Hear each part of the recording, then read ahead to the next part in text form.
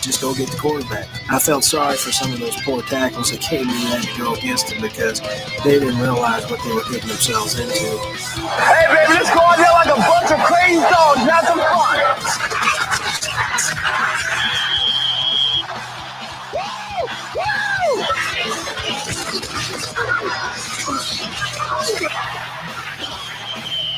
Son, I gotta do better than this. Lights out. Sacking the cornerback is just like you devastate a city, or you cream a multitude of people. I mean, it's just like you put all the offensive players in one bag, and I just take a baseball bat and beat on the bag. So each time he came over there, I tried to tear his damn head off. Let's play some football. Let's play some football. The pressure is on. This is Off the Edge on Tide 100.9. Focus on what you want to do, what you want to accomplish. Think about that. Don't think about how you feel, how tired you are, how hot it is. You got to push yourself on the field like when you're playing football. It's my honor to present the national championship trophy to Coach Nick Saban and the Alabama Crimson Tide. To me, this is the ultimate team. All these guys bought into everything they needed to do to be the best players that they could be. There's more togetherness on this team than almost any team that we've ever had. And they had to overcome and persevere so much adversity through this season, and they've done it magnificently. And I'm so proud of this group for what they've been able to accomplish and going undefeated and winning the national championship. Streaming live on YouTube, Twitter, Facebook, and the Tide 100.9 app. Here is your host of Off the Edge, Jacob Harrison.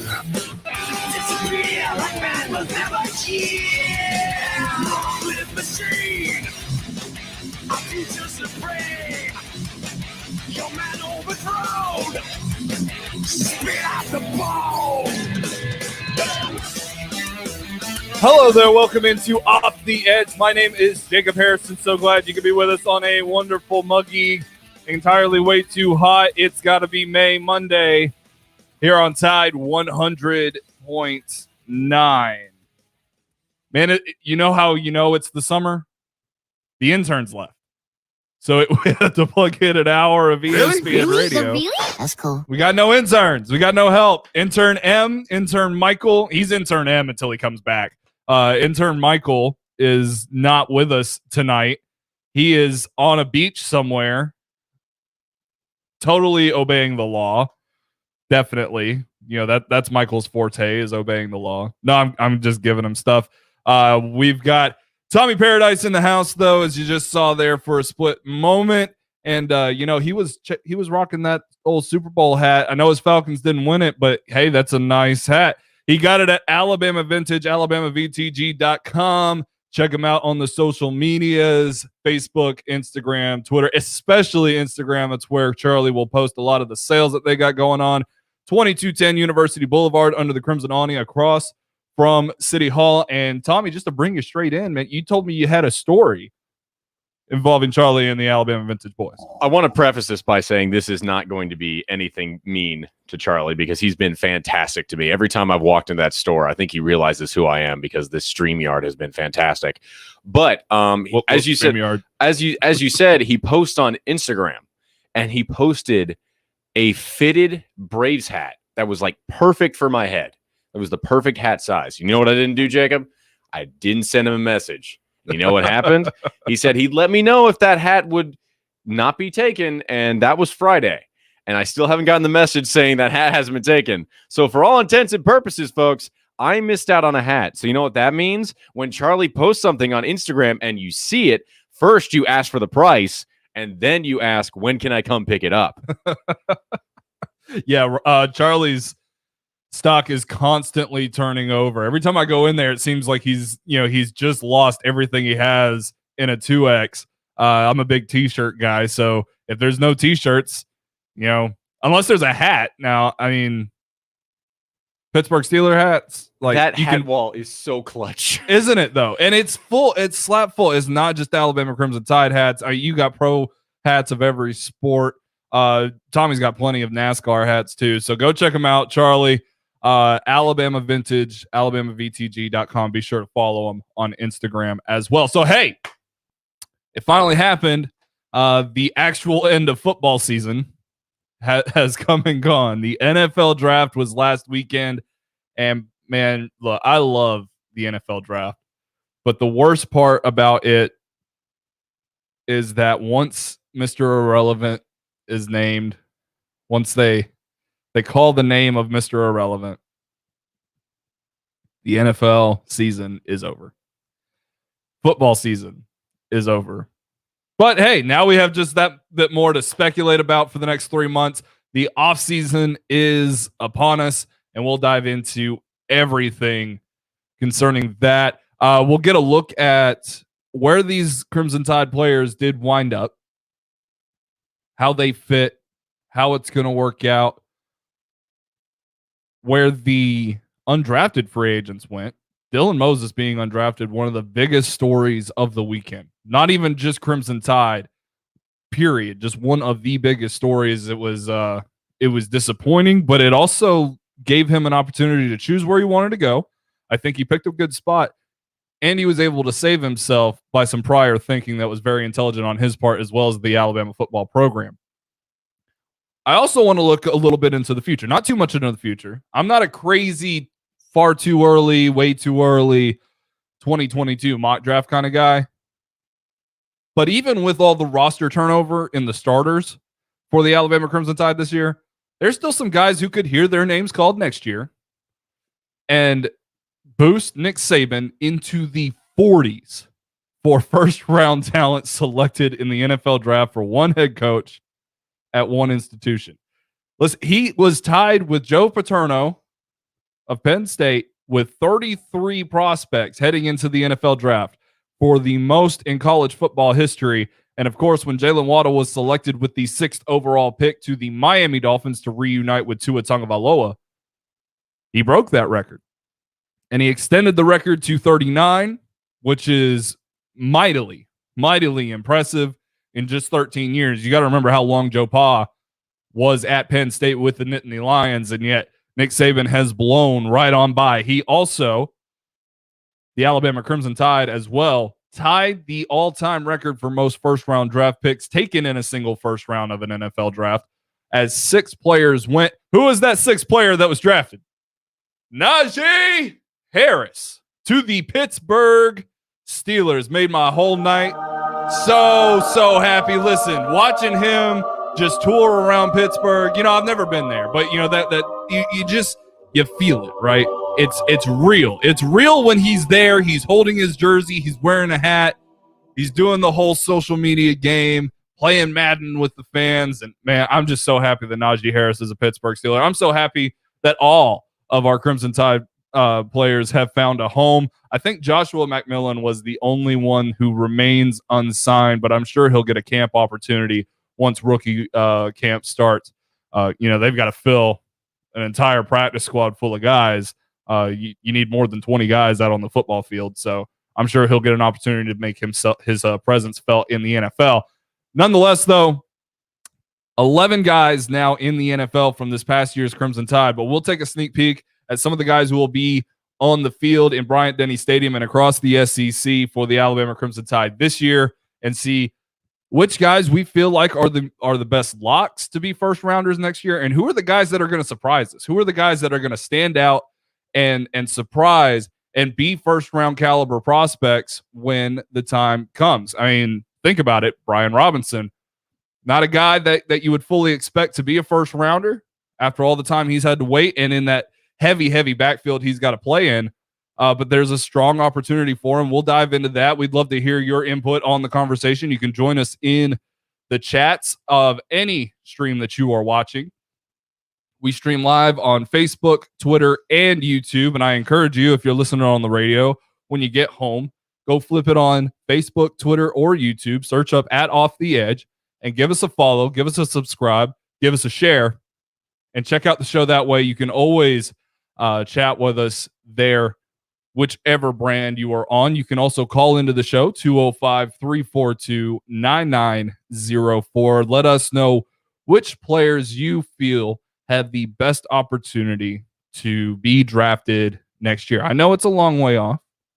I know how that sounds. I know how speculation feels. I try to look at everything analytically and logically, and sometimes when you do it that way, you're bending the rules a little bit, but it's not like you're going to jinx it. This is Alabama Crimson Tide football. At least one first rounder since 2009, starting with Andre Smith to the Cincinnati Bengals 3rd overall. And since then, 38 others have heard their names called, and even so much more. Was producing Southern Fried Sports with Travis Reier. He says 77 Crimson Tide players on an NFL roster this year. The Miami Dolphins have surpassed the Washington football team and a few other teams that were tied for that spot as the top team with the most Alabama Crimson Tide players. They have 6 now. I know DJ Fluker, Raekwon Davis, Tua, Jalen Waddle. I'm sure they have a few backups there as well. But nonetheless, absolutely awesome to see those guys turn around. We'll dive into the Aaron Rodgers situation as well. And we're going to poke fun at Clay Travis, because who doesn't like poking fun at Clay Travis? Because Clay Travis got butthurt over something that you ought not be butthurt about. And we'll dive into those sorts of things as well. But I do want to start with the guy that was drafted first here in this first segment, Jalen Waddle, 6th overall to the Miami Dolphins. Just a perfect situation for him. In my final mock draft, I had Devontae Smith going to the Miami Dolphins, but I wouldn't have been surprised either way. You knew Jamar Chase was going to be off the board. You knew that Kyle Pitts was going to be off the board. He goes to Atlanta. Chase goes to Cincinnati, just as we suspected. And of course, Jalen Waddle finds himself right there at the top. He's the first Alabama Crimson Tide player selected. And I said a long time ago, not that it was a hot take, not that I was going out on any sort of limb. It was kind of just the feeling that a lot of people had. And I was one of the few that voiced it here on Tide 100.9, is that Jalen Waddle had a very, very strong chance of being the first Crimson Tide player selected. And not only that, but to be selected before the Heisman Trophy winning wide receiver that came from the same team. Explosiveness, man. The ability to score from anywhere on the field is invaluable in the NFL. Look how high Kadarius Toney went. I saw a stat. Kadarius Toney broke a tackle on 35% of his touches last year at Florida. Now, that number is going to go down in the NFL because the competition level is at the same level week in and week out. You can lose to a winless team in the NFL and you can be unbeaten. The talent level much narrower in the NFL, but still, nonetheless, for him to do that in the college level is quite impressive.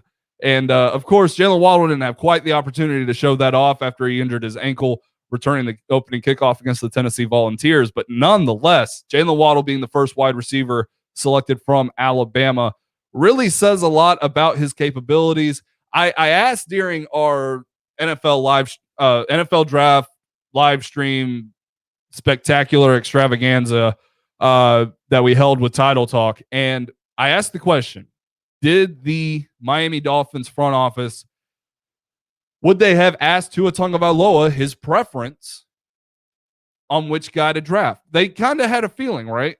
If everything went according to plan and the first 5 picks go the way they do, Miami's sitting at 6, there's a strong chance that Devontae Smith and Jalen Waddle would both be sitting there. So you have to think that Brian Flores, the head coach, and all the people that are in charge of making decisions for the Miami Dolphins would go to their starting quarterback and say, hey, you played with both of these guys. Which one do you feel more confident throwing the ball to at the next level?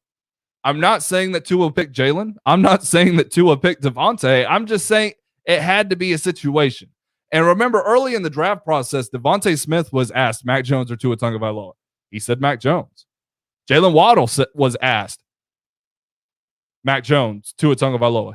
He said Mac Jones as well. So it's a give and take. You know, they were doing that to help out Mac Jones a little bit as far as his draft stock goes, and we'll talk about Mac Jones landing with the Patriots as well. But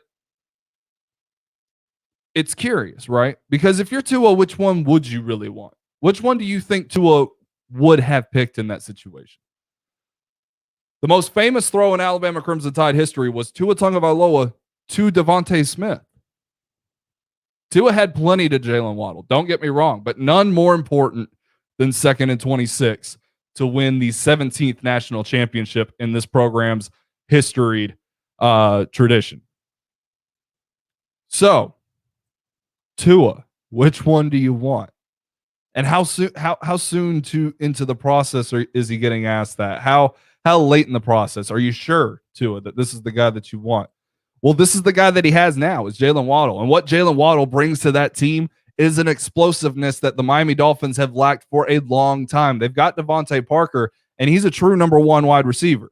Probably one of the lesser known ones in the NFL because the Dolphins have been pretty terrible under his tenure there as the top receiver. But he gets the job done. He made some passes from Tua Tagovailoa that were difficult look a lot nicer.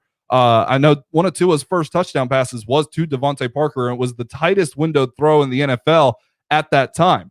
So Devontae Parker's got the goods to be the number one. So do you need an opposing number one on the other side? Well, maybe. But with Jalen Waddle, there's no pressure to be the number one wide receiver. And not that that is so much necessarily something that needs to be the case for Jalen Waddle. It's not like he can't handle that pressure. It's not like he's not capable of being it. I wonder if slot receivers can be true number ones in today's NFL. It's certainly plausible. But with Jalen Waddle, what the Dolphins are getting now is that sweep motion, that jet motion, those pop passes, the things that the Kansas City Chiefs do well with Tyreek Hill. How often have you seen Jalen Waddle compared to Tyreek Hill leading up to the NFL draft? Almost too much to bear. It almost puts too much pressure on him because Tyreek Hill is a gadget player that still finds a way to be productive in traditional manners because of the athleticism and the accuracy and the arm strength of his quarterback, Patrick Mahomes. Now, Tua Tagovailoa doesn't have the arm strength of Patrick Mahomes, but he does share a lot of other qualities that Mahomes has, including the leadership, the deadly accuracy, and somewhat of the athleticism outside the pocket, the ability to create and maneuver the pocket. But with Jalen Waddle, you're going to see a lot of those same situations, getting past the defense deep and taking those jets and those screens for big yardage as well. Because as I mentioned with Kadarius Toney, breaking a tackle on 35% of his touches, which is just ludicrous with Florida. Jalen Waddle brings that same capability in the NFL. 5'9", 180 pounds, built like a stocky running back, though. He's got muscle on him. He's got the ability to maneuver the middle of defenses and stretch the outsides as well. He's got deadly speed, and he's going to be a big deal in the NFL. And I think now you kind of see where the Miami Dolphins were headed, right? They go get a right tackle and Liam Eichenberg from Notre Dame, who is, for all intents and purposes, their blindside tackle now for Tua Tagovailoa. I think you put him on that line. You got DJ Fluker now that you can kind of play with and figure things out. They've got pieces on the offensive line for you to feel confident about Tua. Now, the running back situation, a little bit more questionable. I may need to look back and see if they addressed that in the draft. I don't remember them doing it, but at the very least, you've gotten Tua some weapons. What that does mean, though, is right out the gate, as soon as those first snaps are taken in week one, all bets are off. They drafted one running back, Garrett Dokes, in the 7th round, 244th overall. So they did not address the running back position as early as everybody thought. I was stressing at pick 18. But the training wheels have come off now for Tua Tagovailoa. They've got pieces now. They go out, they secure the offensive line. They take 2 offensive linemen actually in this draft. Larnell Coleman in the 7th as well. And they grab a tight end as well in Hunter Long, who can contribute. The training wheels are off for Tua Tagovailoa. All the excuses are done. If he doesn't look right again in his sophomore year, then the critics that were unjustified during his rookie season, they're justified in his second season. He's got weapons, and there are no excuses anymore. And that's the nature of the NFL. It comes at you, and it comes at you fast, and you have to react, and you have to handle the adversity and the situations. Tua Tagovailoa is good enough, smart enough, and strong-willed enough to be able to handle that situation. Don't get me wrong. I'm just saying that when the season is over, you will have a different opportunity. I do need to turn the light on, James. Thanks. Somebody, when it comes to Tua, now is the opportunity for him to prove that he was worth the 5th overall pick and he was worth all that hype coming out of college. And so many people criticize these Alabama players. They think so many of them bust out when in reality, it's very difficult to be an elite player in the NFL. That's why so many first rounders bust out. Alabama doesn't have a high bust rate. What they do have a high rate of is guys kind of just falling in line and becoming key pieces. But even still, when guys are elite players that make tremendous plays, they get overshadowed. Think of Dante Hightower, who has made 2 critical plays for the New England Patriots to ensure Super Bowl titles. That's how capable he is, but people don't talk about him a lot. It has a lot to do with his recent opt-out of the 2020 season. Does Jalen Waddle give Miami at least one more win for the Dolphins in this season? I think so. I think he's worth at least 4 points a game on an average. I think he could score about 8 touchdowns this season. I think that's closer to 2, but nonetheless, like, he opens up a lot, right? He opens up a lot of opportunities. He takes a lot of pressure off of Devontae Parker. Think about all those above average receivers that the Kansas City Chiefs have. All the attention that goes away from them so that teams can pay attention to Travis Kelce and Tyreek Hill, right? Now, not here to compare the Kansas City Chiefs to the Miami Dolphins, but that's kind of the direction they're taking that team with the way that they're building it, right? Very young offensive line that can grow together. You've got the hot shot quarterback, and you've got pieces on the outside, and you've got a great tight end. Mike Gesicki is a great tight end. And Tua Tagovailoa love throwing to him as well. So I think that Jalen Waddle is worth that much. And a guy's got to be worth that much when you take him 6th overall in the NFL draft. We'll talk about Devontae Smith's fit. We'll get into the Clay Travis slander a little bit later. Don't worry. I relish the opportunity after all this time, just to cry about something that has no effect on you, man. I can't get behind it. We'll get into all that and so much more right here on Tide 100.9 Off the Edge. My name's Jacob Harrison. Thanks for joining us. We'll be right back with more on your home for Alabama Crimson Tide Sports.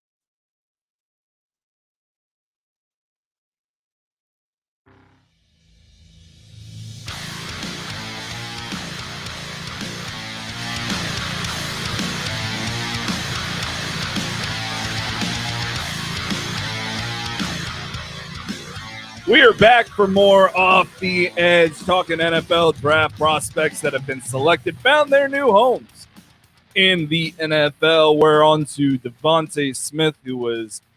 We'll get to Patrick Surtain. I'm not skipping.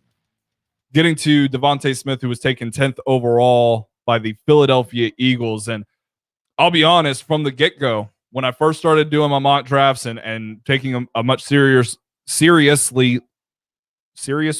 Is seriouser a word, Tommy? Serious? Why not? Man, this energy drink is hitting me. Monster. Well, I wasn't going to give him free money, Tommy.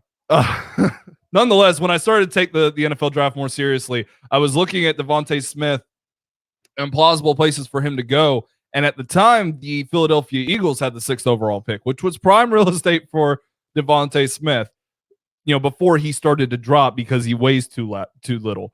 I mean, 170 pounds. Jalen Waddle's 180 pounds. And we're not worried about that at all, right? 10 pounds makes all that much a difference, really? I know he's spindly. I know he's skinny, but we can't get that crazy about it, right? Nonetheless, Devontae Smith, I didn't feel like was a great fit for the Eagles because they spent their first rounder last year on a speedy guy in Jalen Reagor, who's also small and he didn't really work out. So far, his rookie season, less than ideal. That entire organization, when it comes to the guys outside the hashes, they tend to find themselves on the injury report more than they do on the field. And it's a crying shame because they've got some athletes out there, or they have had in the past some great athletes. But when it comes to Jalen Reagor, he didn't perform very well.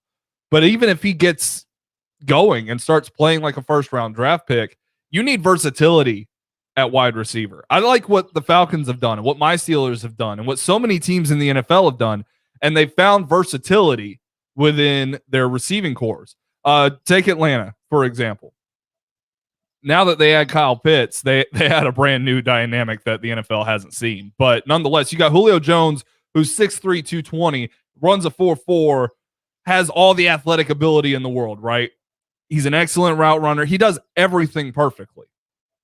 But then you look on the other side and they got Calvin Ridley, who's an excellent route runner, but can stretch deep and kind of replaces some of the tools that have faded a little bit by Julio Jones. Not that he's faded much, but it's one of those things where his skill set is still so much more different than Julio Jones. And then you've got Hayden Hurst underneath, who's good at those choppy routes, fitting into zone coverage.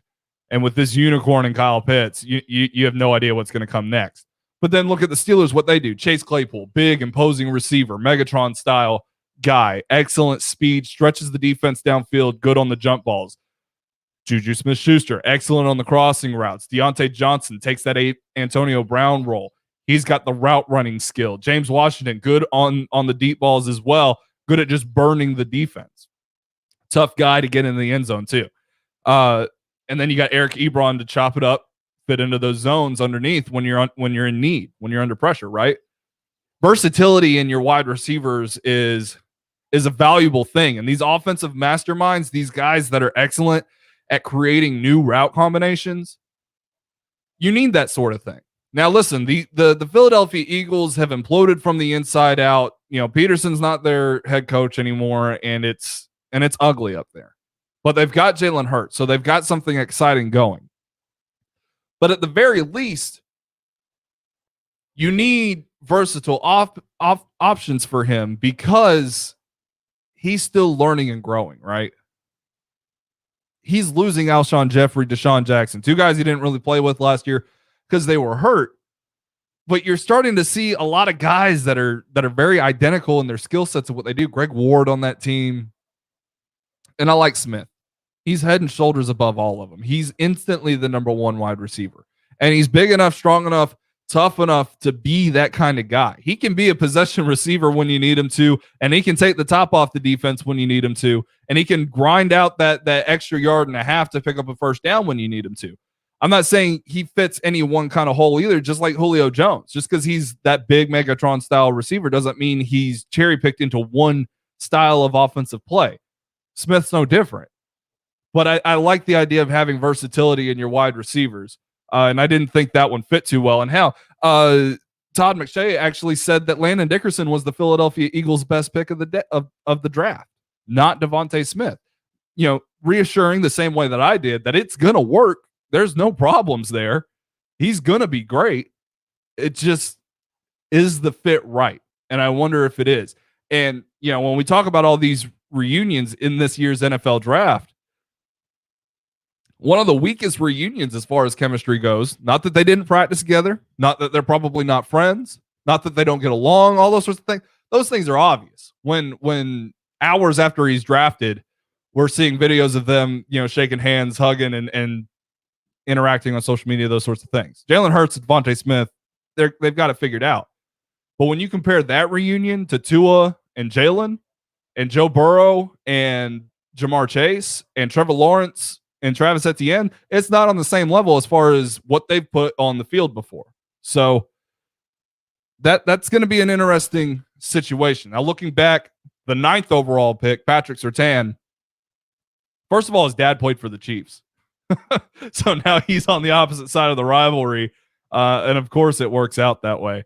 But with Surtain going to the Broncos, I thought this was a brilliant selection because, first of all, it keeps the Broncos open in that Aaron Rodgers chatter. They didn't commit themselves to a rookie quarterback. So if they're able to maneuver, play around, they're going to find themselves in a situation because they've got a good offense. Like they've got good bones, right? They've got a good offensive line. They have excellent young receivers out there. They've drafted another running back in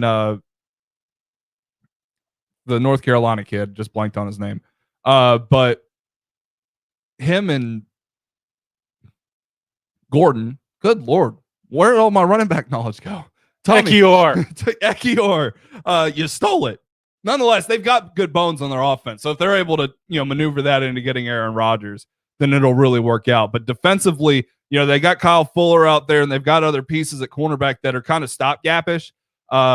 Most guys are only on contract through 2021. Patrick Surtain, obviously, for the next 4 years, potentially 5. So it's a good move in order to sustain that position. The Denver Broncos have always had good corners, dating back to Champ Bailey for a really long time. And then you go to Chris Harris, who has held it down since. They've always had good corners. Kyle Fuller is going to help him out on the other side, help him adjust. He's going to handle the number 1 wide receivers. But nonetheless, Patrick Surtain can take over that role if they can't hold on to Kyle Fuller because they got other guys to pay. And also, if not, if you're able to hold on to both, then you're right back to where you needed to be. You're right back to the kind of defense that you were playing when you were in the Super Bowl 7 years ago. Consider with Von Miller, Bradley Chubb, 2 of the best edge rushers in the NFL. And they've got pieces everywhere else too on that defense. They're very, very solid. There's a reason going into last season that a lot of people were expecting the Denver Broncos to be a surprise team. If Drew Lock puts it together, that's a dangerous team. That's kind of like the Titans, a team that you don't want to play because they've got pieces. But if Patrick Surtain is half the player his dad was, as the Denver Broncos staff said when they called him, then you've got a situation where you've got 2 incredible corners, 2 incredible edge rushers, and that's just a recipe for success. And that's the kind of things that you need when you're playing a deadly offense in Kansas City, or you're playing a pinpoint offense with the Las Vegas Raiders. I think that was a very intelligent pick from the Broncos. Everybody was screaming, they're going to go quarterback. They're going to go quarterback. They don't trust Drew Lock anymore. And they did the thing that they had been most to do early on in the process, and that was take Patrick Surtain, and it's going to work out very, very well. We'll come back, continue the discussion on the NFL draft prospects, their fits, and how it's going to work out. I'm Jacob Harrison. This is Off the Edge. Thanks so much for joining us. We'll be right back on your home for Alabama Crimson Tide Sports.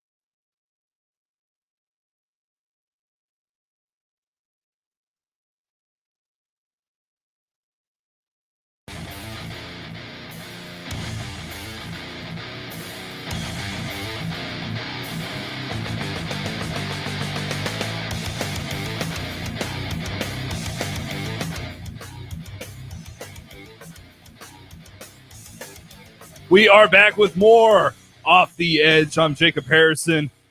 It's a balmy Monday night. I had to steal Ryan Fowler's fan. It was so hot in here. Got the window open, and it did not matter. We're talking about all of our Alabama Crimson Tide alumni in the NFL. Speaking of Alabama Crimson Tide alumni, and I brought him up earlier, didn't give him the mention, but Tua Tagovailoa was back on campus this past weekend picking up that College of Communication and Information Sciences degree here from the University of Alabama. Walked the stage. Big props to him. Big props to all of our graduates over the weekend. You made traffic a living hell around here in Tuscaloosa, but nonetheless, you deserve the opportunity to make it so. You guys bring a lot to our community, and we appreciate everybody that comes to the university and leaves with that also expensive and also important degree. I fought 8 years for mine. You deserve it. Congrats on the journey, no matter how long or short, how easy or hard. You worked for it and you earned it, and I'm proud of you, including our Hawaiian Prince, Tua Tagovailoa. You want to check out, relive some of the memories. Kendall Hollowell put together a good article after Tua walked the stage. You can go check that out, tide109.com. But more so, going back into the draft, another quarterback that we had that gave us a lot of memories was Mac Jones, and he was selected to the Empire, the almighty Empire. The New England Patriots have a new quarterback. And how fitting is it? How fitting is it that the Emperor Bill Belichick goes out and finds his next Darth Vader in the form of Mac Jones, right? How fitting is it that he goes and gets the one guy that's comped to Tom frickin' Brady? And how wild is it that he just sat at 15?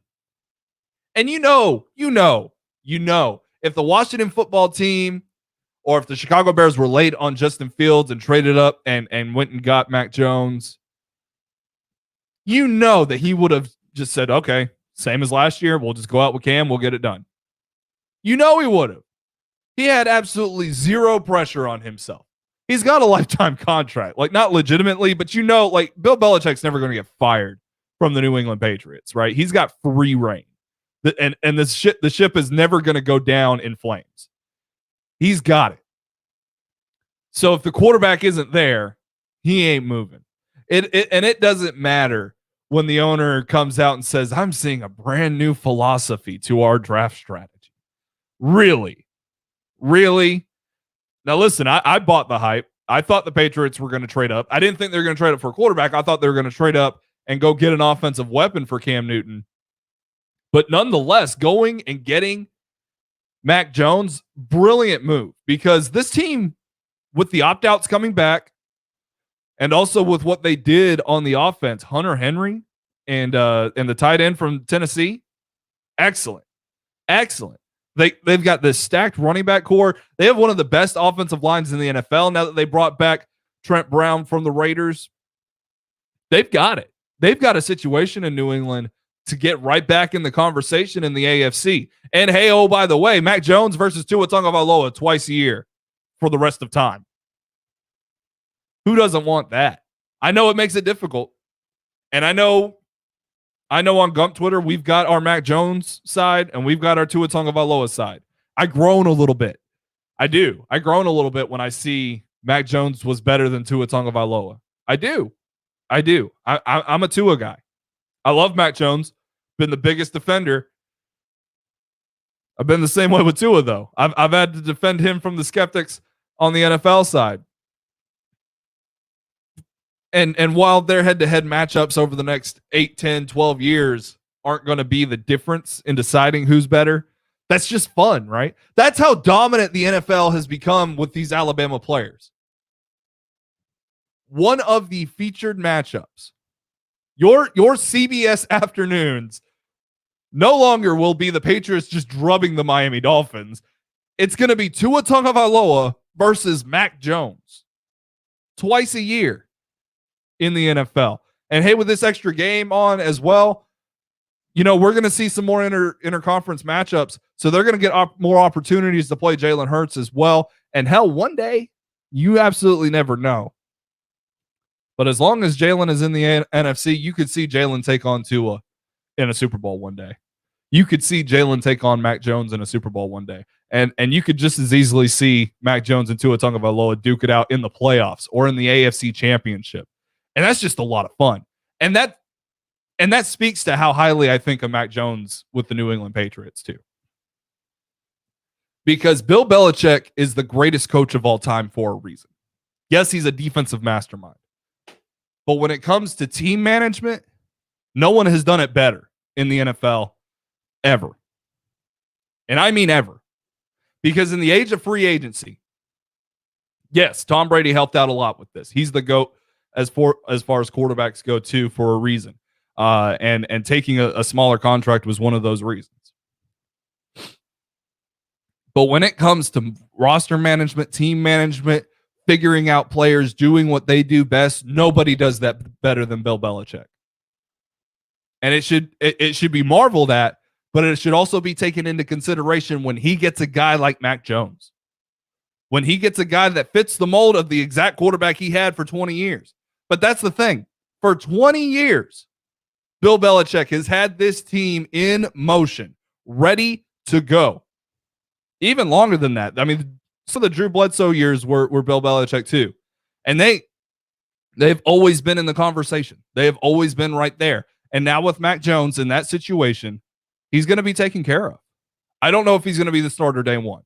I don't know if it's plausible for Mac Jones to go out and beat Cam Newton. I know I'm on T-Town radio. I know I'm not supposed to give Cam Newton any kind of respect, especially after the season he had last year. Listen, outside of that Seattle game, that wasn't the Cam Newton we've ever seen before. That was bad. That was, 5-yard slant routes in the dirt, bad. But Cam still got the intelligence and the veteran factor going in his favor. And that's something that Bill Belichick leans on. Always has. He's never been one to rush a rookie out. He's never been one that just because a guy was in a situation, he had to be the guy. And his ownership and everybody above him, not that there's many, have never been the kind to force that upon him. It's Bill Belichick's team, and he's in control of it. That's why even despite all the terrible things that happened to the Patriots last year, they were still 7-9. They still found a way. They were without Cam Newton for like 3 weeks, and they still found a way to be 7-9 when the season ended and have the 15th overall pick instead of a top 10 pick. That's the value of a guy like Bill Belichick. That's the same value that Nick Saban brings to the Alabama Crimson Tide. Going into this year, Alabama is replacing 8 offensive starters, and ain't nobody expecting a huge drop-off from the Crimson Tide offensively this year. Same, equal value right there. And it's going to pay dividends for Mac Jones in New England. And he gets a teammate. We'll talk about his second-round teammate from the Crimson Tide a little bit later on. I'm Jacob Harrison. We're going to take another break, come back, and finish off the first hour right here off the edge. Tide 100.9, your home for Alabama Crimson Tide sports.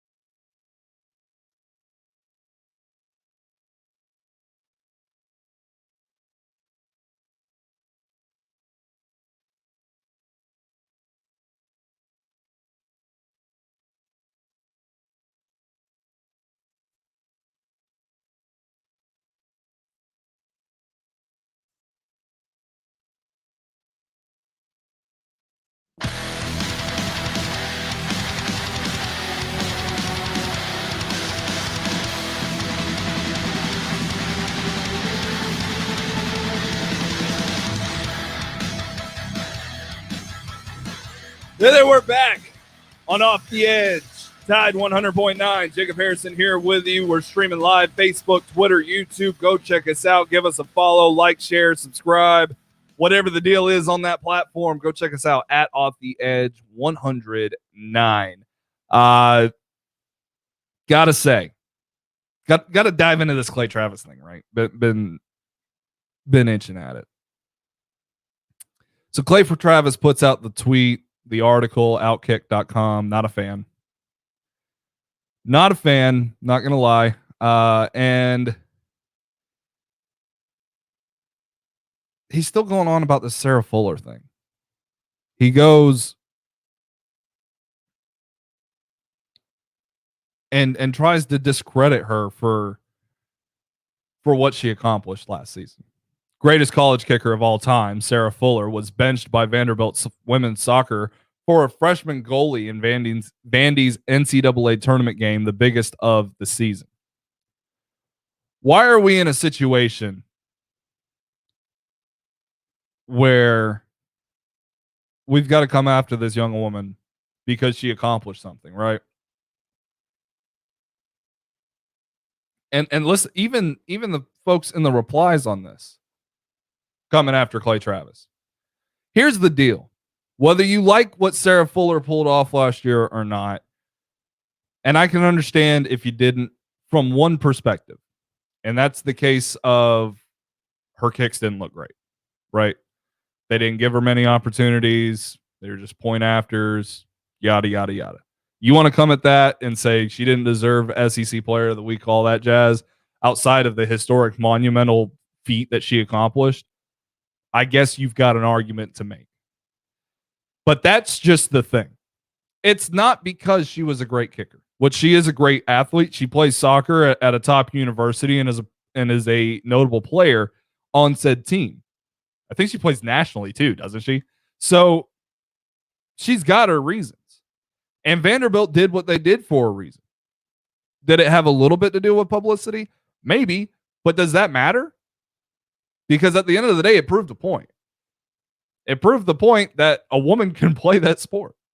A woman can kick a football, guys. Travis Ryer's daughter could have done it had the scholarship opportunities been legitimate. It's difficult to get those kind of scholarships, and that's fair and that's understand. That's the situation for that entire position group. That whole position group has it very difficult, and that's a starting point for women in football. But the situation is so much more grander than just she kicked a few extra points and had a squib kick or a pooch kick in a football game.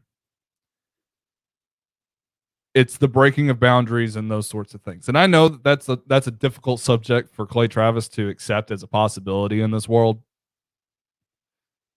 But what's more sad than just being unjustifiably angry at that whole situation and the fact that had to be the kind of conversation that it was, instead of just being a positive, hey, good for you. You went out there, you did a thing. You came in for your team when they needed you. You were available. You made yourself available and you did your job. Because she didn't mess up one time when she was out there, right? I mean, perfect on her extra points. And the pooch kick went exactly how it was supposed to. I know people aren't used to seeing pooch kicks in SEC football, but hey, here's a thought. Vanderbilt's really bad. They didn't win a game last year. Further proof that the SEC wasn't that great last year. Nonetheless, coming at her in the heat of May over being pulled in a soccer game, ridiculous. The fact that you have to keep tabs on this woman in a completely different sport because what she did to further her own career and to further the movement of women in sports, which deservedly need more attention,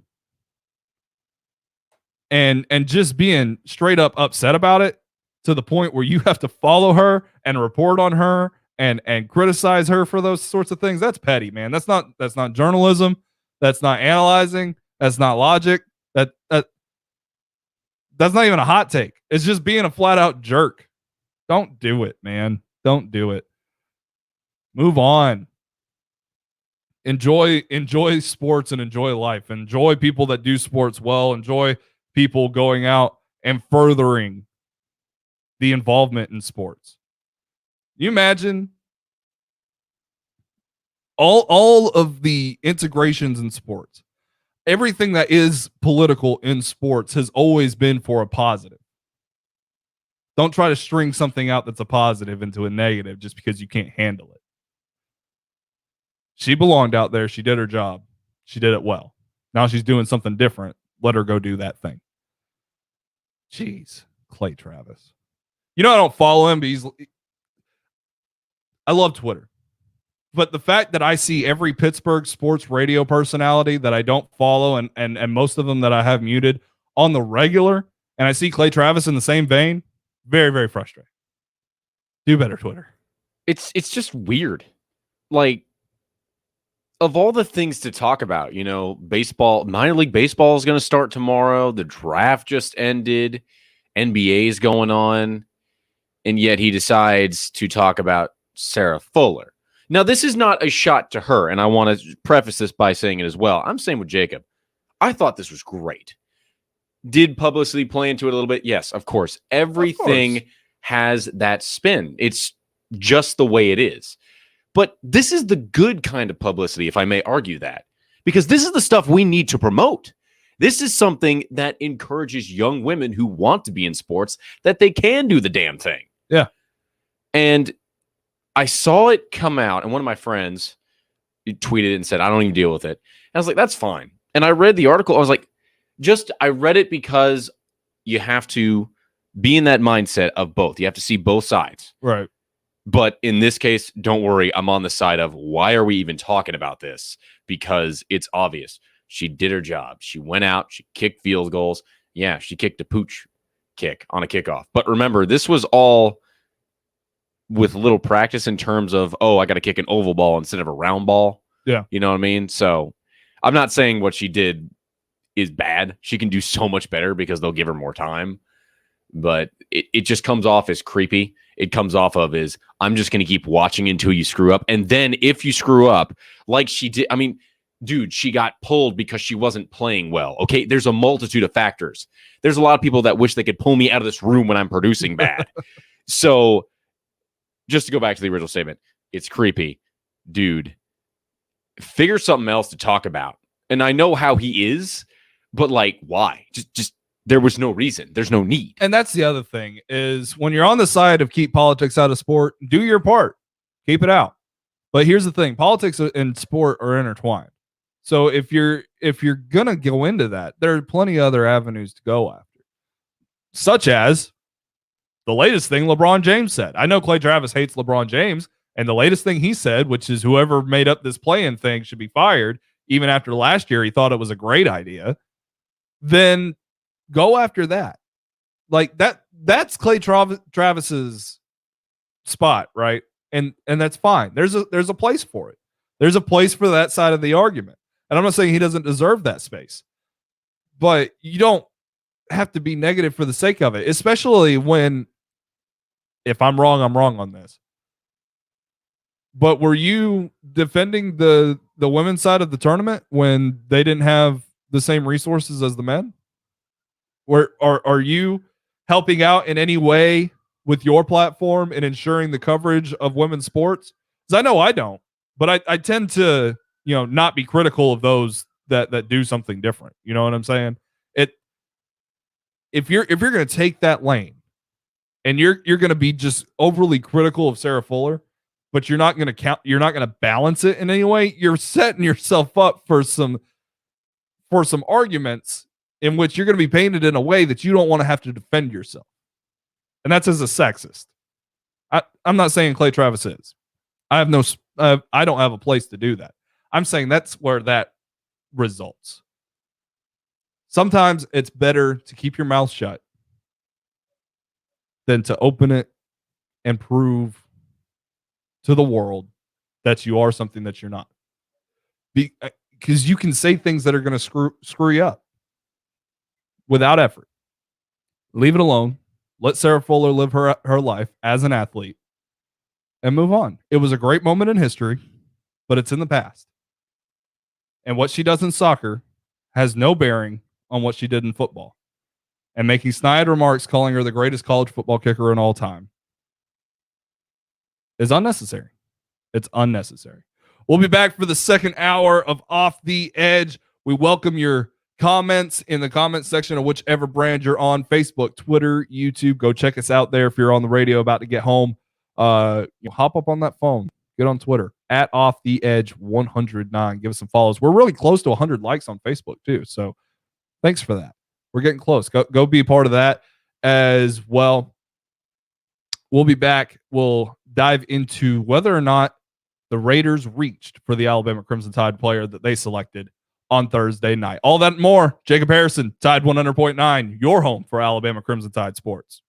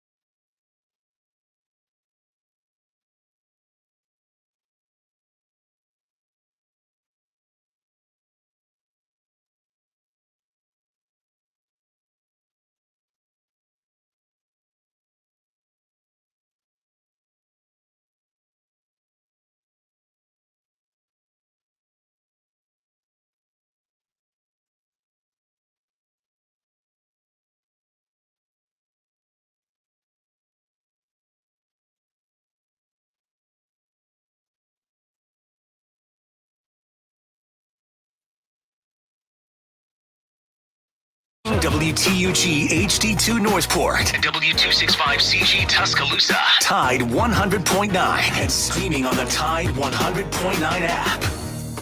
The pressure is on. Lights out. This is Off the Edge on Tide 100.9. Quarterback back at the 5, steps up, gets drilled. Yes, sir, he gets mashed. And that is going to be the ball game. Alabama wins the ball game. Streaming live on YouTube, Twitter, Facebook, and the Tide 100.9 app. Go! Here is your host of Off the Edge, Jacob Harrison. Let's go!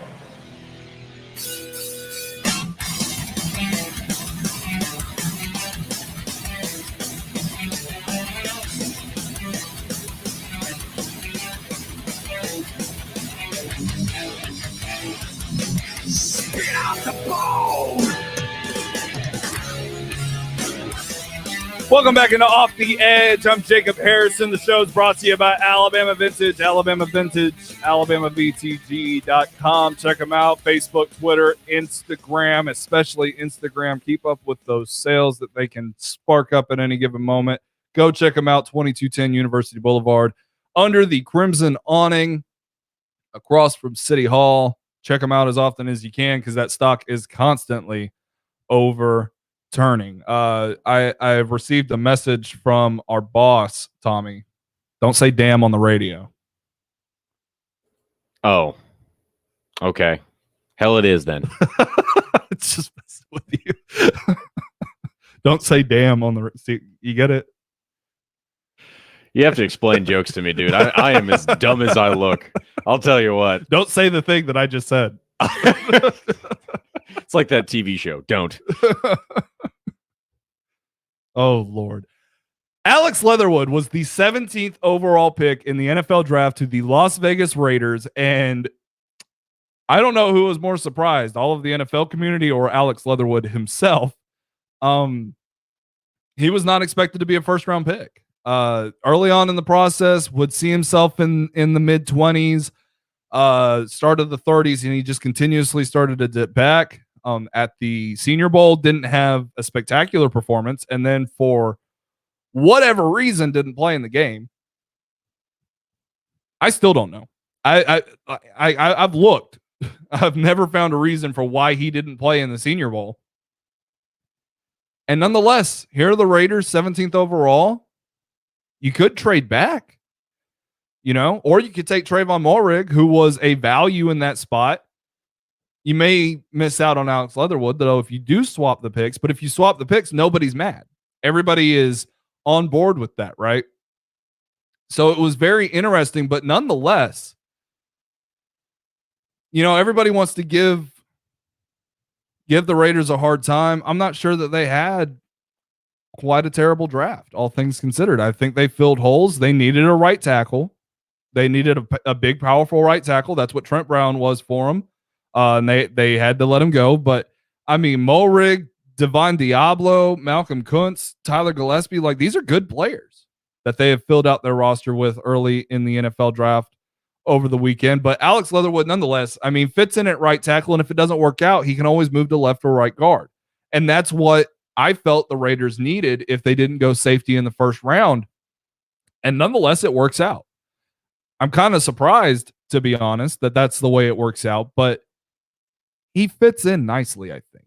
And he's, at the very least, he's going to be blocking for two former Crimson Tide running backs, one that he has blocked for in the past, Josh Jacobs, and another that was before his time, Kenyon Drake, who is new to the team this year. Henry Ruggs on the outside. So I think it speaks more to what Mike Mayock, the GM of the Raiders, and head coach John Gruden think of players that are successful in the NFL, players that are key fixtures on winning programs.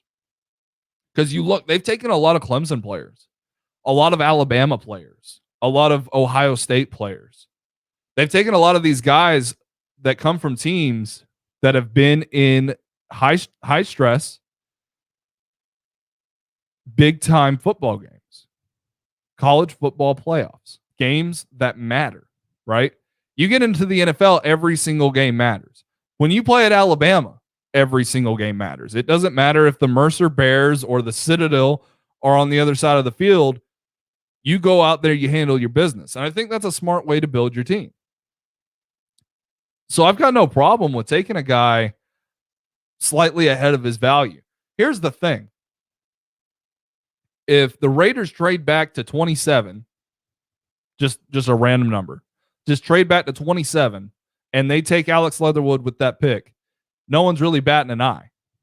That probably would have been a good trade, actually, because that's the Baltimore Ravens' original first-round pick. They could have got a receiver. I don't know. They still wound up with a good one. Nonetheless, that's the margin for value in the NFL is 10 whole picks. The Pittsburgh Steelers and the Jacksonville Jaguars caught a lot of flack from certain styles of analysts, people that believe it is actually a sin and you will be damned to the seventh circle of hell for drafting a running back in the first round because they got selected 8 and 7 picks before the second round.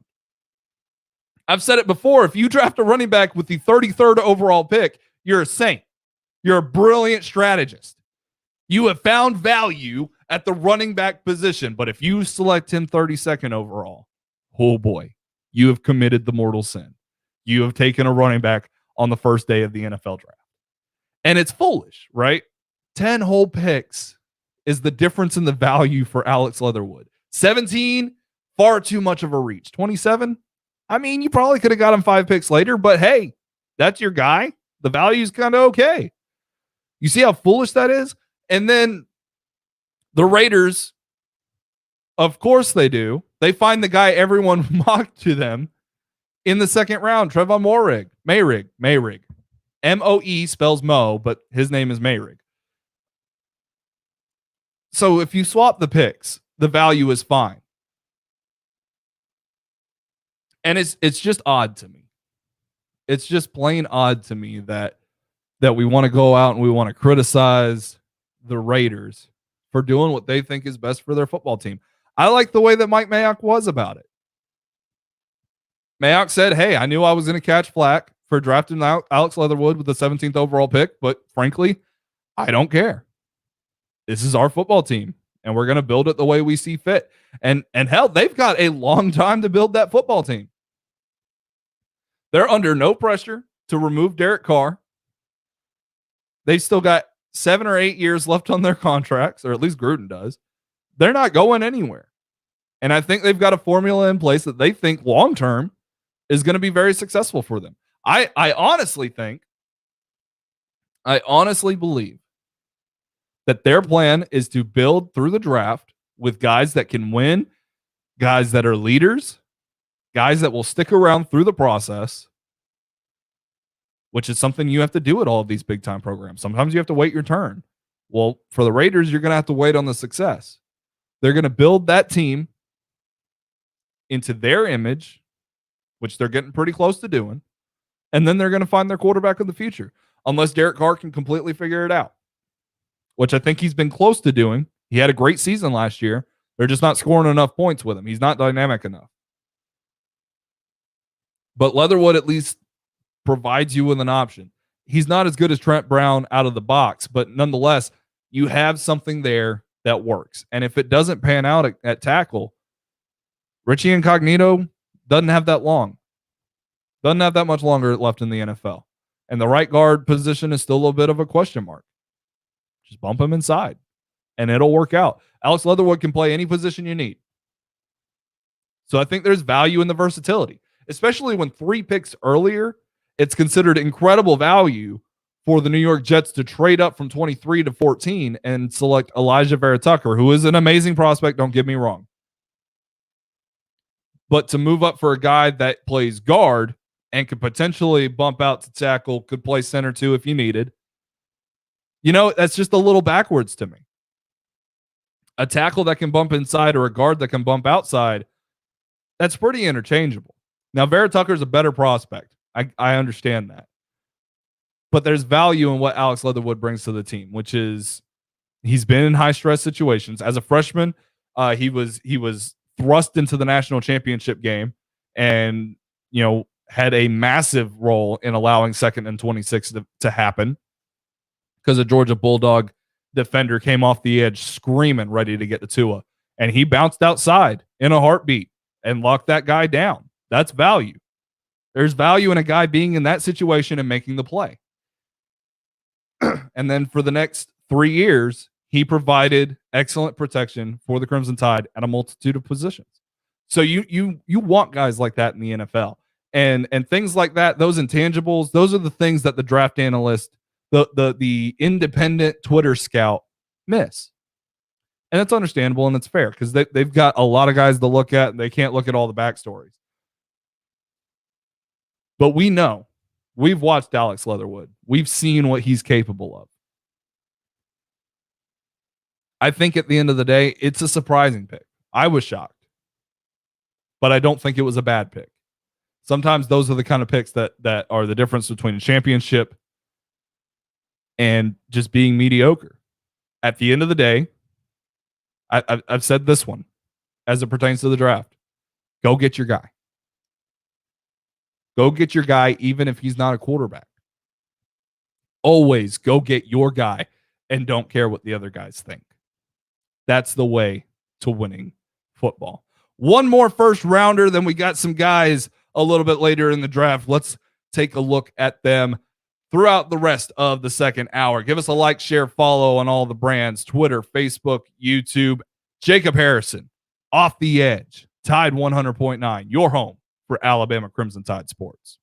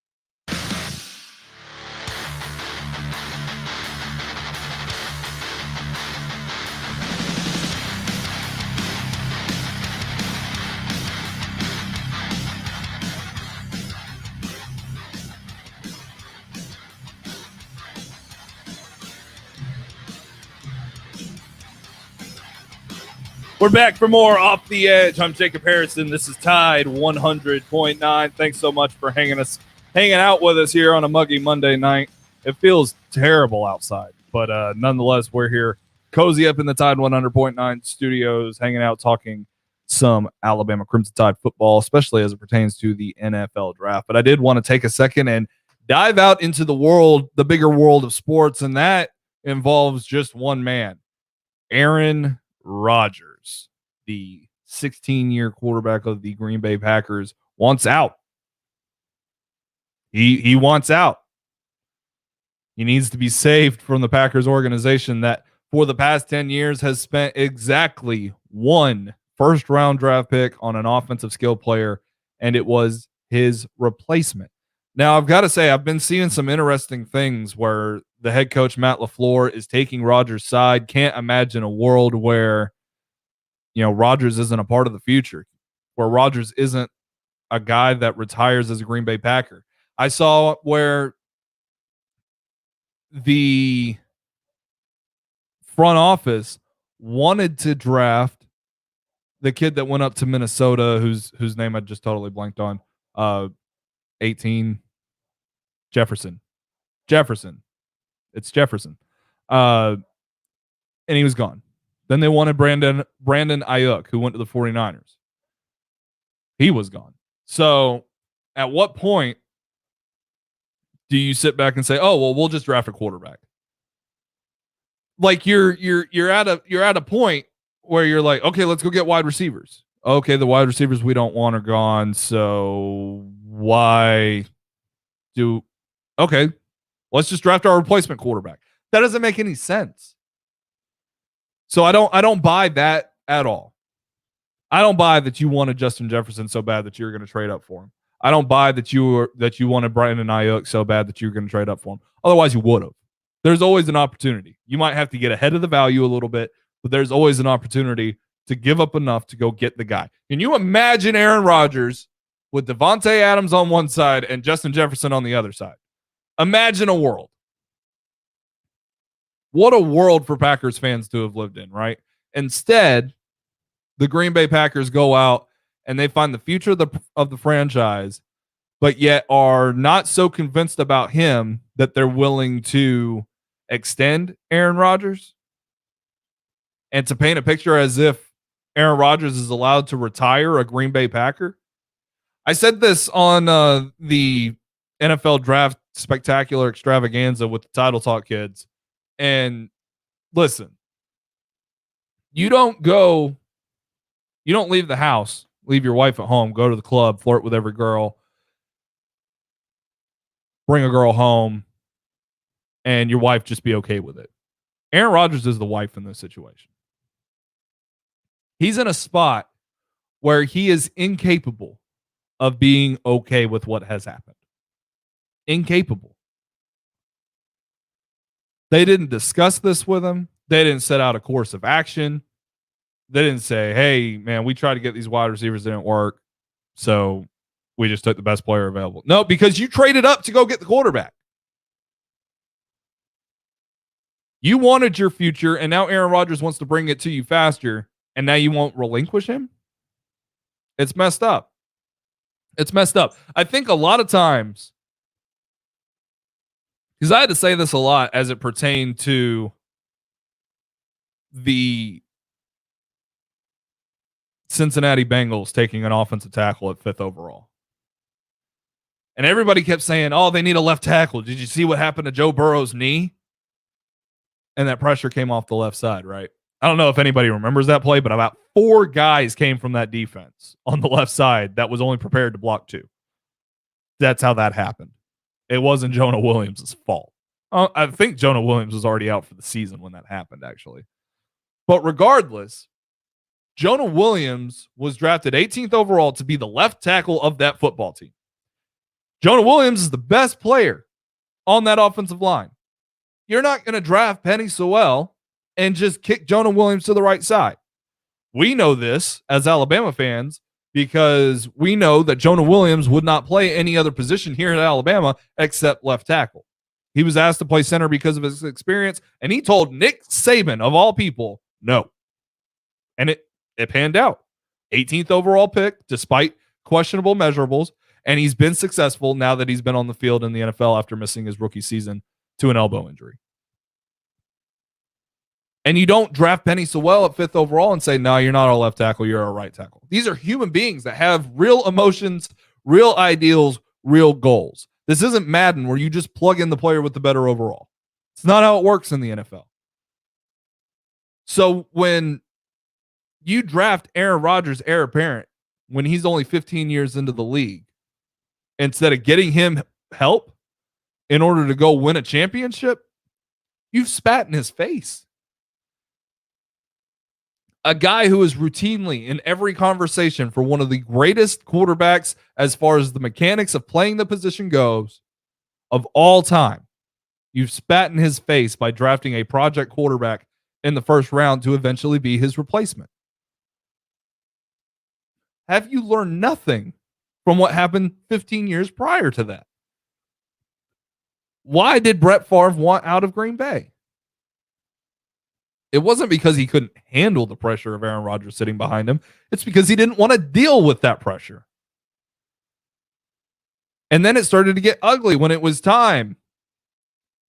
Even though Brett Favre leads the Packers almost to a Super Bowl where they would have possibly taken on the undefeated Patriots, and they just come just short of going to that Super Bowl 42.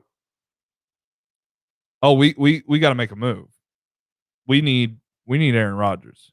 So now Brett Favre has to retire and go play for the Jets, and then retire and go play for the Vikings so that he can stick it to you. Do you want Aaron Rodgers to do the same thing? Aaron Rodgers go play with the Lions and stick it to the Green Bay Packers? Have you learned nothing? Yes, it sets the franchise up well for the future. I mean, how beautiful was the transition from Brett Favre to Aaron Rodgers on the field? You could not ask for a better situation. I bet the Patriots really wish they could have gone straight from Tom Brady to Mac Jones instead of having to deal with a 7-9 record year.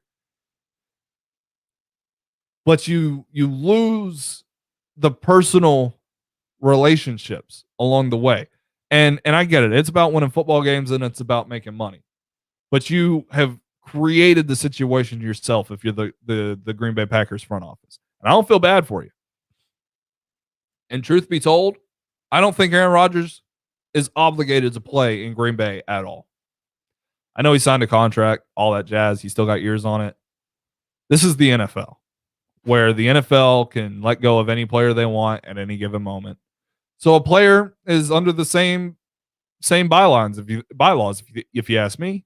If the Dolphins can release Kyle Van Noy after one successful season of a 5-year contract that was massive, and do a similar gesture with 3 or 4 other players on that roster, and their offseason comes out on the other side and looks even better, then Aaron Rodgers is justified to say he wants out of Green Bay, and if he doesn't get traded, he's just done. Because Aaron Rodgers can go make a lot of money being the guest host of Jeopardy, or one of the permanent hosts, I guess. It's 40 days out of his year. Alex Trebek made a lot of money just working 40 days a year. So could you blame him? And he's made enough money along the way to pay back $11.5 million next year to force that trade. Oh, by the way, Aaron Rodgers' agent is the same agent that helped Carson Palmer get out of Cincinnati when they faced a similar situation. Carson Palmer got that done. He had to sit out a year. And it would be painful. It would be painful for the NFL to have to go a year without Aaron Rodgers. It's already sitting in a situation where Deshaun Watson probably isn't going to play next year. And yet, here we are, Aaron Rodgers probably in the same boat. And it's shameful because it was avoidable. And you could also just trade the guy and make him happy.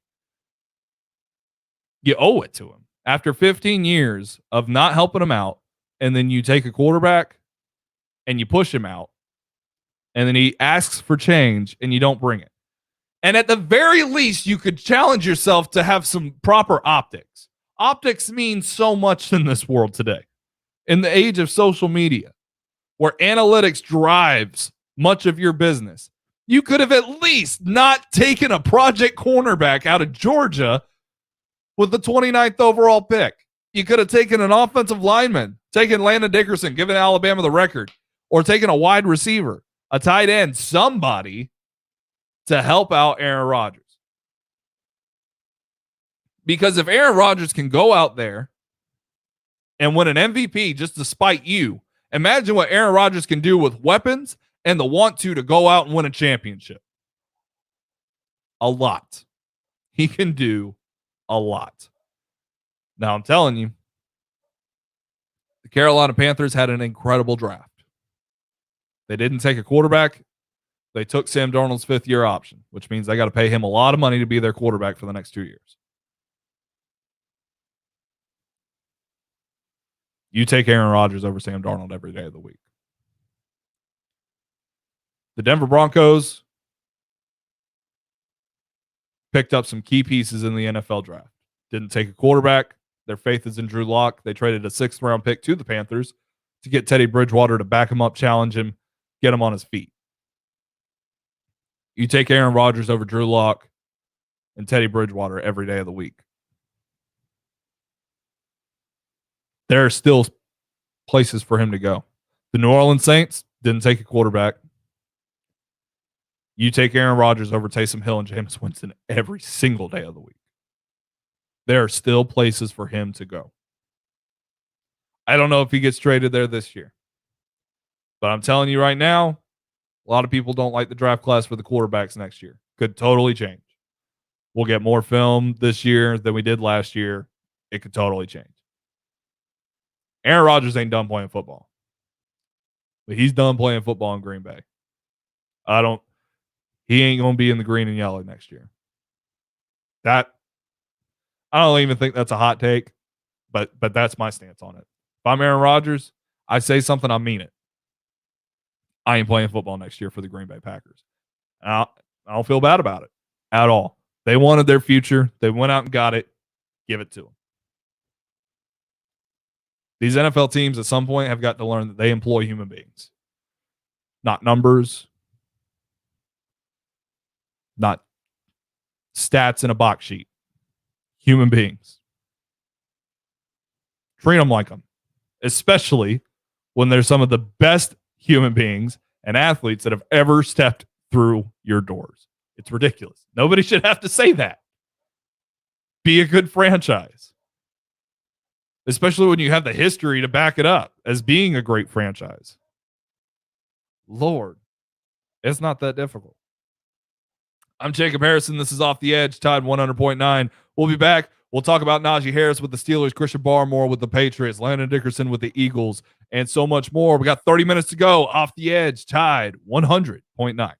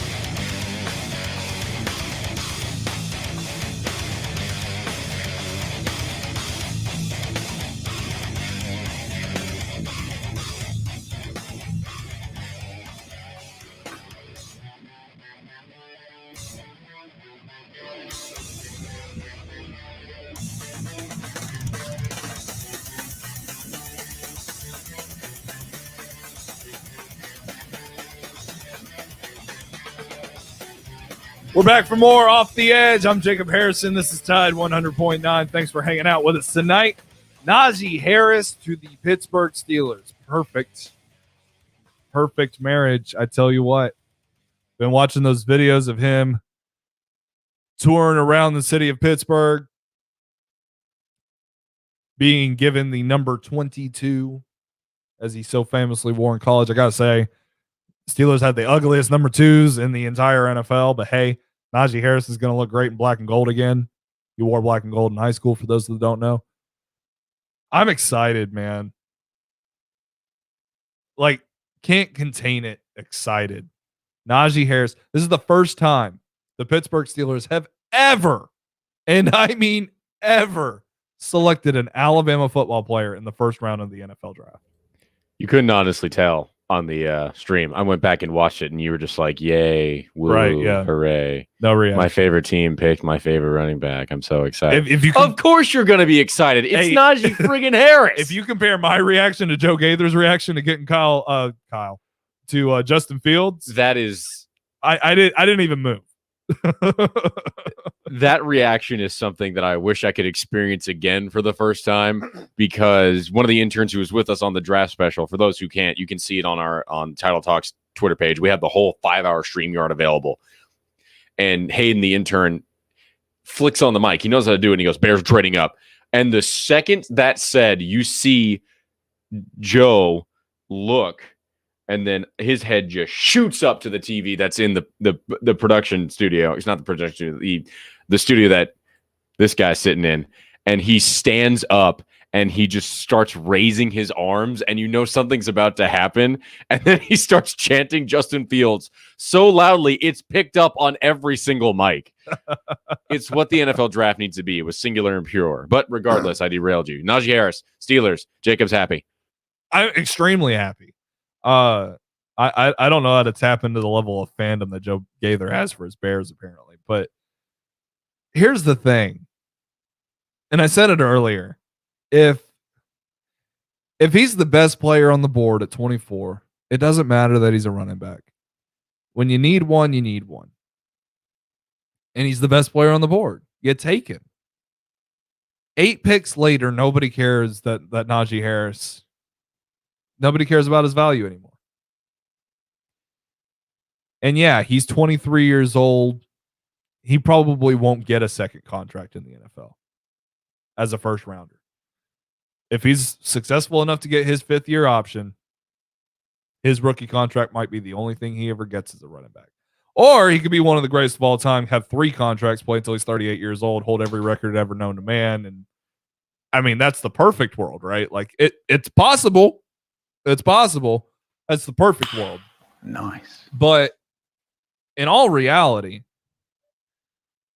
the Steelers like their offensive line.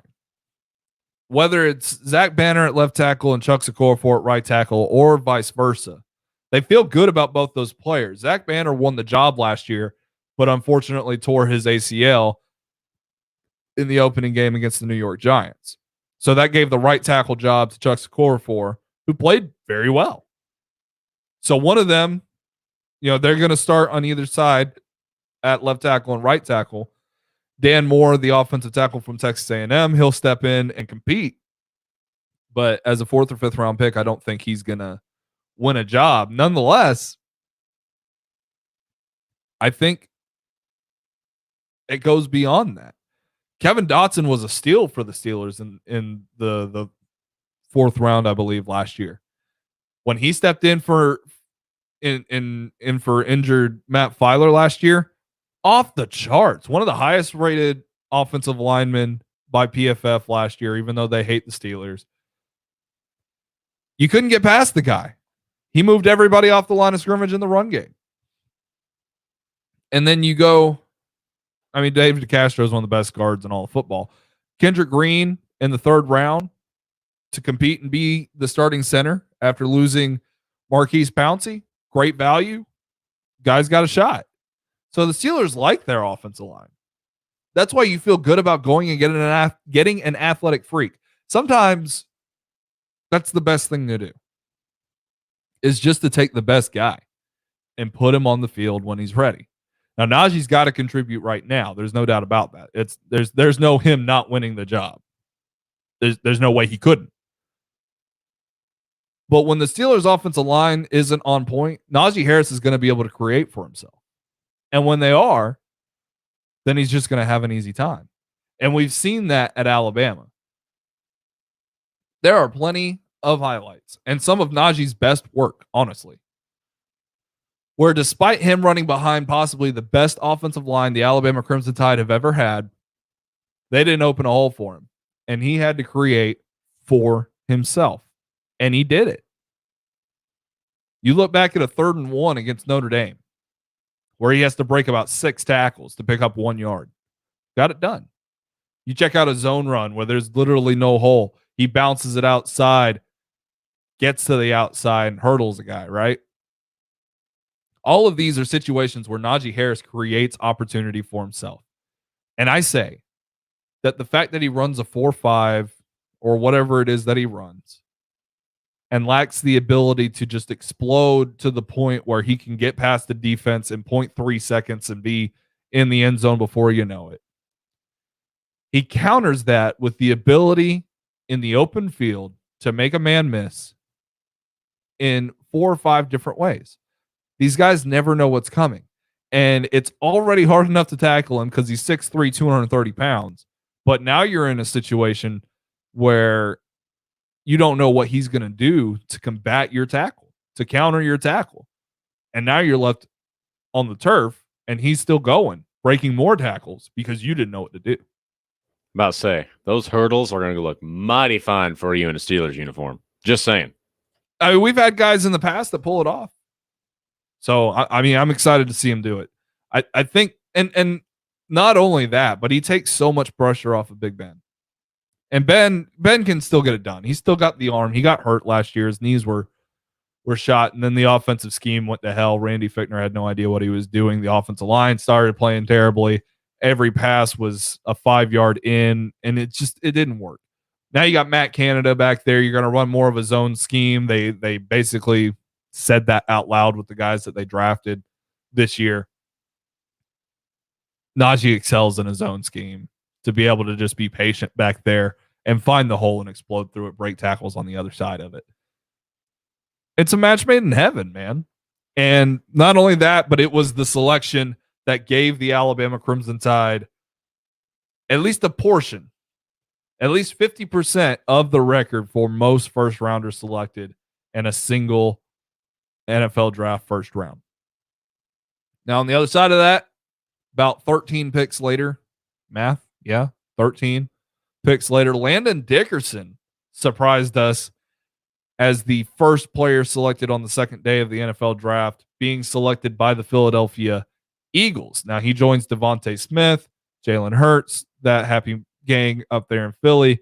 And he's not going to play center. He's probably going to play guard. They've got an opening there, but the other Kelsey brother, not Travis Kelsey with the Chiefs, but the guy who's been in the NFL much longer, has been a pretty stable center. Jason. Yeah.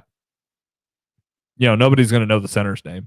You know, he's on his last few legs of the NFL, so eventually Landon Dickerson could slide inside at center if they want him to.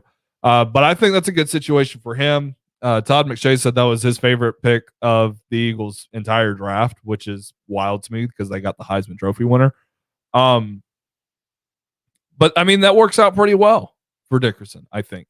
Good situation, good chance to get on the field early, prove that he's healthy, prove that he was the best interior offensive lineman in the draft class, and go out there and just kick some ass. That's what he does, man. And it's not like, I mean, the Washington football team has a great defensive line, but, you know, the rest of the NFC East, not so great. Not going to have to worry about a lot with the Cowboys. Not going to have to worry a lot with the Giants. So, he can go out there and just maul some dudes and get that experience under his belt, become one of the better offensive linemen in the NFL.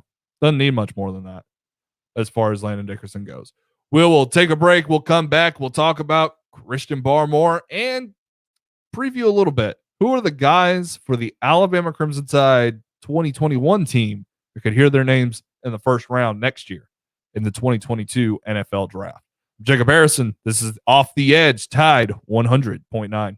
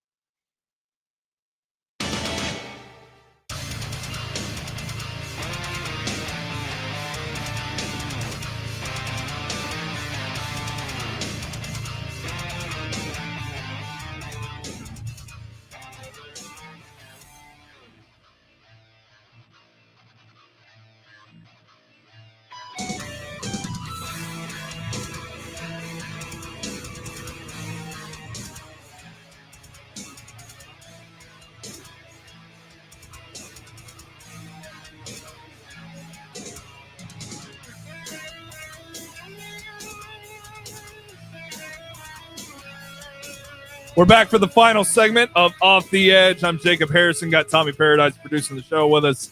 Thanks for hanging out with us on a Monday. Don't think we'll be here on Friday because of baseball, but I'll be filling in for Gary Harris on this Friday and next Monday as well. So be sure to check me out then as well. Tommy Paradise, one of the many hosts of Title Talk as well, Tuesdays and Thursdays. So be sure to check them out there as well. Give me a follow on Twitter at jharrisonote. Would greatly appreciate that, thanks for checking us out on the streams as well. Facebook, Twitter, YouTube. Always encourage you to go like, share, subscribe the streams when you see them. Getting pretty close to 100 likes on Facebook. Pretty proud of that. Like to see Twitter get up closer to 100 as well. Go be a part of that. We'd appreciate it very, very much. Last prospect I want to talk about tonight. We'll have time, in future episodes to discuss what's going on with Dylan Moses as well. But and so on and so forth with these guys. It's a long off season. We'll be all right. But Christian Barmore falling to the second round was not something I expected at all. I had him mocked 15th overall to the New England Patriots. I honestly thought the Patriots were going to skip on quarterback. They weren't going to trade up. Somebody would trade up to go get Mac Jones or something to that effect. Nonetheless, that didn't happen. Mac Jones was sitting there at 15. The Patriots pass on anything other than the quarterback. You can't blame them. But when it comes to the second round, they trade up and they go get Christian Barmore, and I really like the pick. They take him with the 38th overall pick. And I got to say, pretty perfect value for him, but I did think he would go in the first round and contribute to the record that the Crimson Tide now share with the 2004 Miami Hurricanes.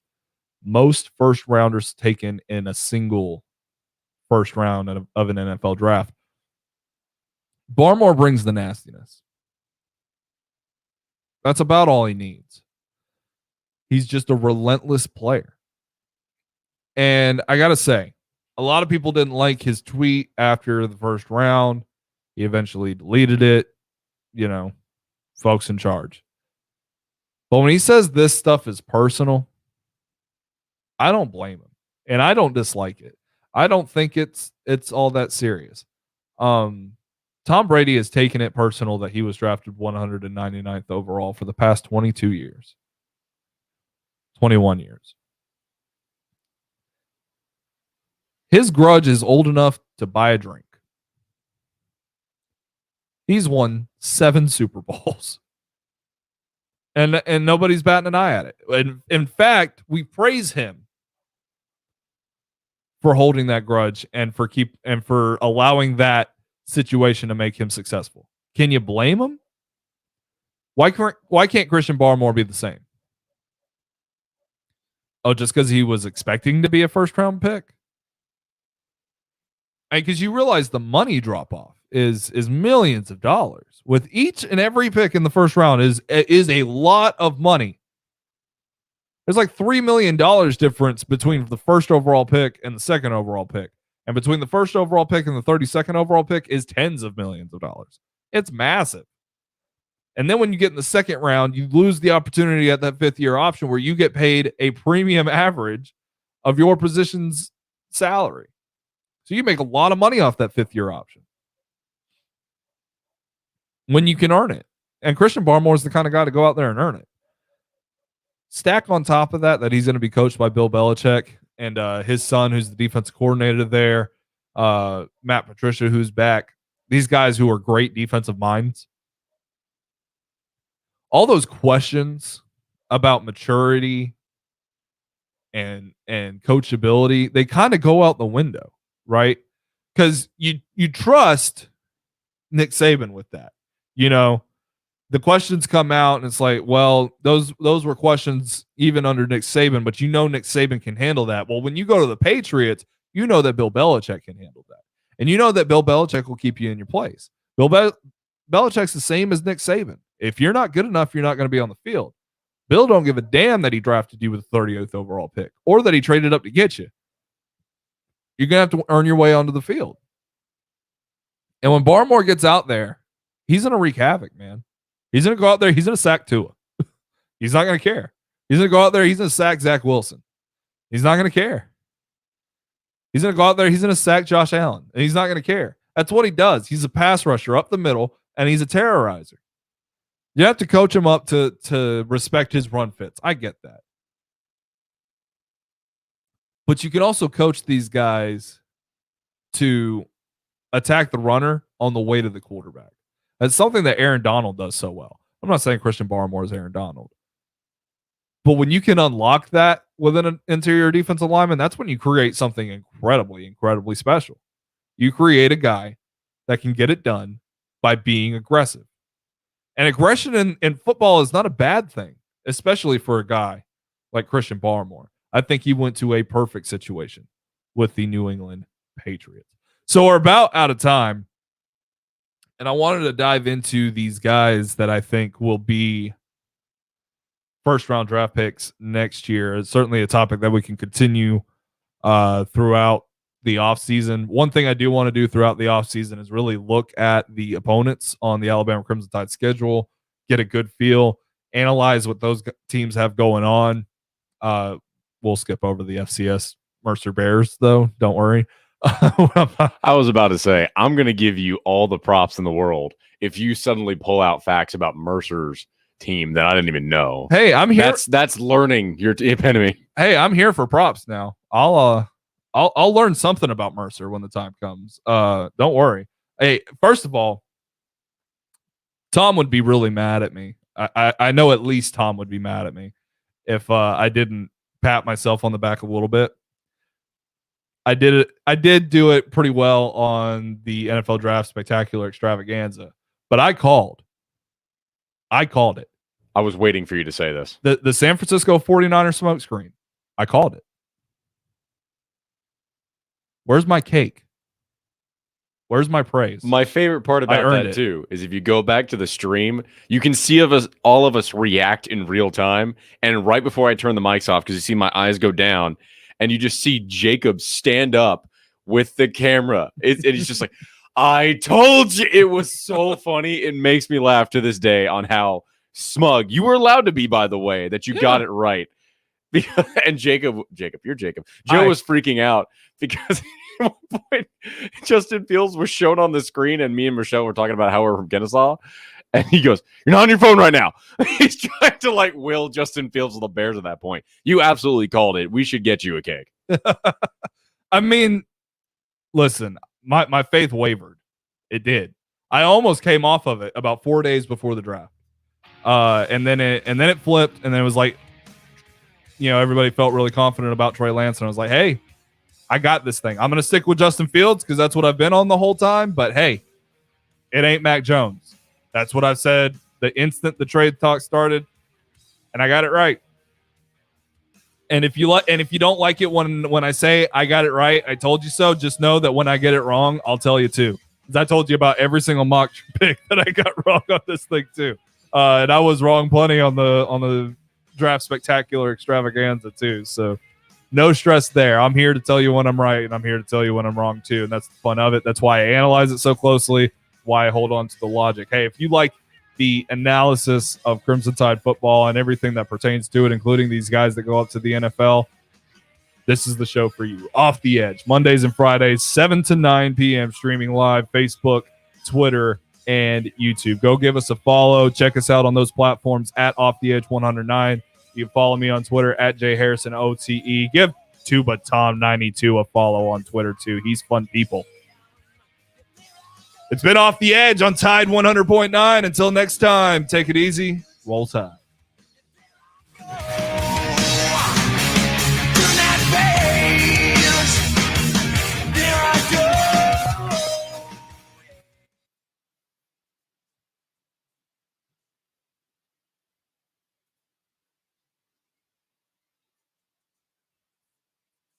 9 p.m. on Tide 100.9 and the Tide 100.9